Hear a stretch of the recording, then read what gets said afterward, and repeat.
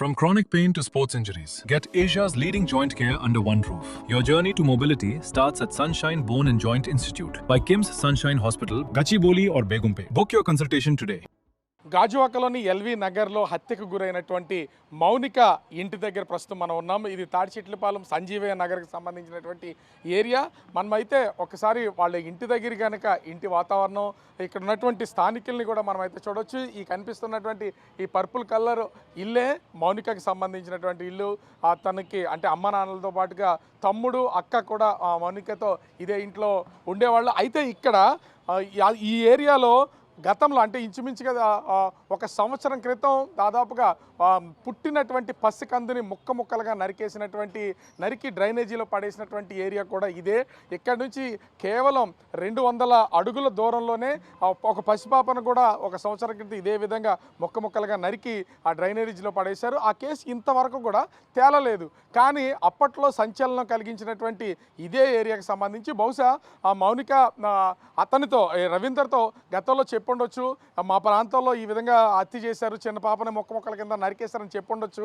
ఈవేళ అంటే మౌనికని హత్య చేసిన తర్వాత ముక్కలుగా నరికేయడానికి పాటలన్నింటినీ కూడా పడవేయడానికి ఇదే ఒక ప్రేరణ అయి ఉండొచ్చు, కారణం అయి ఉండొచ్చు కూడా. ఇక్కడ స్థానికులు కూడా ఉన్నారు ఇంటికి సమీపంలో, ఈ కాలనీకి సంబంధించినటువంటి వాళ్ళు. ఏంటి అసలు ముఖ్యంగా చూస్తే ఇప్పటికీ అతనికి 14 రోజులు రిమాండ్ వేశారు. తప్పంతా కూడా తందే నన్ను వేధింపులకు గురి చేస్తుంది, నా తప్పు ఏమీ లేదని చెప్పుకునే ప్రయత్నం అయితే రవీందర్ చేస్తున్నారు. అసలు ఏమంటారు మీరు? తప్పప్పులు అనేది మేము నిర్ణయించేది కాదండి. ఎందుకంటే స్థానికంగా ఉన్నోళ్ళం కాబట్టి, అక్కడ హత్య జరిగిన స్థలంలో మేము లేం కాబట్టి ఇది తప్పు అని చెప్పే హక్కు మాకు కాదు కదా, ఎవరికీ లేదు. కాబట్టి ఈ యొక్క తప్పప్పుల్ని తెలియపరచాల్సింది ఒక పోలీస్ డిపార్ట్మెంట్ వారే. వాళ్ళ మీద చాలా నమ్మకం అయితే ఈ యొక్క సమాజానికి ఉంది. ఎందుకంటే ఒక పోలీస్ డిపార్ట్మెంట్ వారిని మన గవర్నమెంట్ చాలా చక్కగా నిర్వర్తిస్తుంది. పోలీసులు ఏమన్నా మీరు వెళ్తే మీకు ఏమన్నా సమాధానం చెప్పారా? అసలు ఏం చెప్తున్నారు? కేసుకి సంబంధించి ఏం చెప్తున్నారు? అసలు వాళ్ళు చేయాల్సిన రీతిలో వాళ్ళు ఎంక్వైరీ చేస్తున్నారండి. వాళ్ళ విశ్వ ప్రయత్నాలు వాళ్ళు చేస్తున్నారు. ఏమాత్రం ఇది నేరం తనే చేశాడు అని ఇంకా పక్కగా రుజువయ్యి, ఆల్రెడీ రుజువు అయ్యింది, రుజువు అవ్వాల్సిన కారణం లేదు, రుజువు అయ్యింది. అయితే ఇందులో వీడు ఒక్కడి పాత్రైనా ఇంకెవరైనా ఉన్నారా? ఉంటే ఎవరున్నారు? వాళ్ళు ఎక్కడున్నారు? ఎలా వస్తారు? ఏ ప్లానింగ్లో ఒక అమ్మాయిని ఇంత క్రూరంగా చంపి ఈ యొక్క శరీరాన్ని ఇంత ముక్కలుగా చేసిన తర్వాత ఈ ముక్కల్ని అక్కడికి తీసుకెళ్లాల్సిన కారణం ఏంటి? వీళ్ళు ఏమైనా చేతబడులు చేస్తున్నారా? సిలింగ్లు పెడుతున్నారా? ఏ కోణంలో చేశాడు? ఇది సూట్ కేసు పట్టలేదన్నాడు. సూట్ కేసు పట్టలేదంటే నువ్వు ఏ విధంగా ఈ ఆలోచన నీకు వచ్చింది? కత్తులు కొనుగోలు చేసే ఆలోచన నీకు ఎలా వచ్చింది? నీ స్నేహితుడిని సలహా తీసుకున్నావు, ఆ స్నేహితుడు ఎలాంటాడు? ఇవన్నీ మాకు అనుమానాలు ఉన్నాయి. ఇవన్నీ మాకైతే సందేహాలు అయితే ఉన్నాయండి. ఎందుకంటే గ్రామస్తులు కూడా అదే అనుకుంటున్నారు.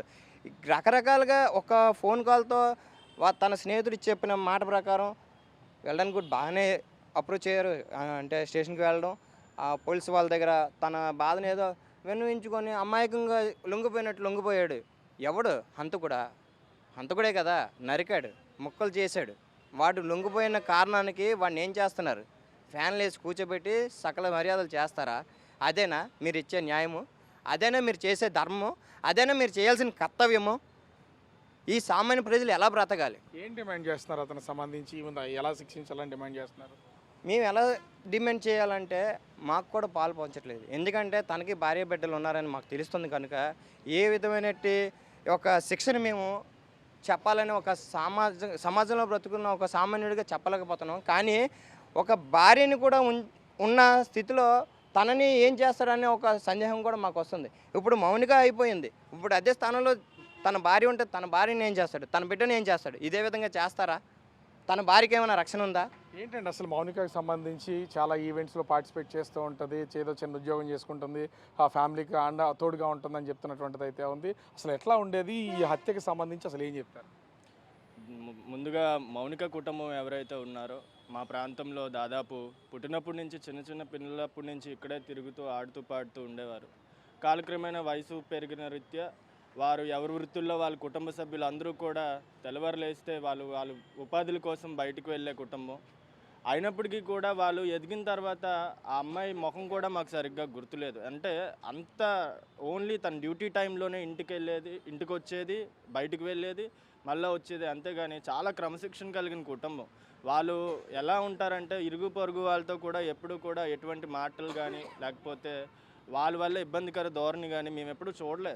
ఎందుకంటే వాళ్ళు స్థానికంగా మాకు ఎప్పటి నుంచో తెలిసినటువంటి వ్యక్తులు, చాలా మంచి కుటుంబం. కానీ అటువంటి కుటుంబానికి ఎంత ఘోరమైన చెప్పుకోలేని విధంగా అసలు చంపడం ఒక ఎత్తు అంటే చంపే విధానం కూడా ఈరోజు ఈ ఆంధ్ర రాష్ట్రమే కాదు యావత్ భారతదేశం కూడా ఈరోజు భయభ్రాంతులకు గురయ్యే పరిస్థితి ఈరోజు మనం చూస్తున్నాం. అంటే అసలు ఏం చేయాలంటారు ఇంత దారుణంగా హత్య చేసినటువంటి వ్యక్తి? అసలు అంత రాక్షస గుణమే. చిన్న పిల్లండి ఆ పాప. ఇక్కడే చిన్నప్పుడు ఇక్కడే ఆడుకునేది, ఇక్కడే ఉండేది, ఇక్కడే అన్ని ముగ్గులు వేసుకుని మేము వెళ్ళేటప్పుడు వచ్చినప్పుడు కూడా పలకరిస్తుండే. కానీ మరి అంత దారుణంగా చంపాడు. మేము టీవీలో చూసాము.